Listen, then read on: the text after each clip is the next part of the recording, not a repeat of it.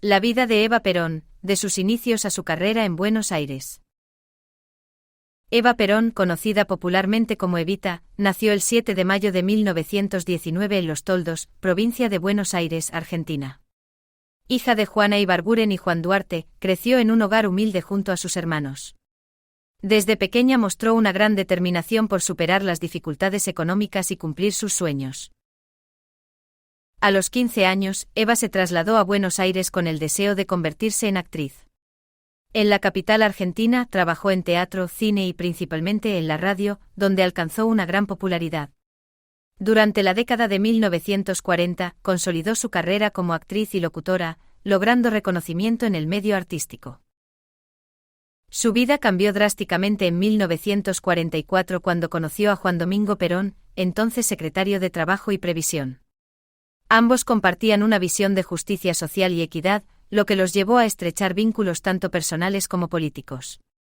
En 1945, tras un periodo de persecución política, se casaron, y al año siguiente, Perón fue elegido presidente de Argentina. Como primera dama, Evita asumió un rol activo en la política y en la asistencia social. Se convirtió en una ferviente defensora de los derechos de los trabajadores y de las mujeres. Impulsó la creación de la Fundación Eva Perón, una organización que brindó asistencia a los sectores más vulnerables de la sociedad, financiando la construcción de hospitales, hogares de tránsito, escuelas y otros proyectos de infraestructura social. Uno de sus mayores logros fue la obtención del voto femenino en Argentina en 1947, permitiendo que las mujeres participaran activamente en la política. También promovió la igualdad de género y la inclusión de las mujeres en la vida pública a través del Partido Peronista Femenino. En 1951, su popularidad era tan grande que un sector del pueblo y la Confederación General del Trabajo, CGT, impulsaron su candidatura a la vicepresidencia de la nación.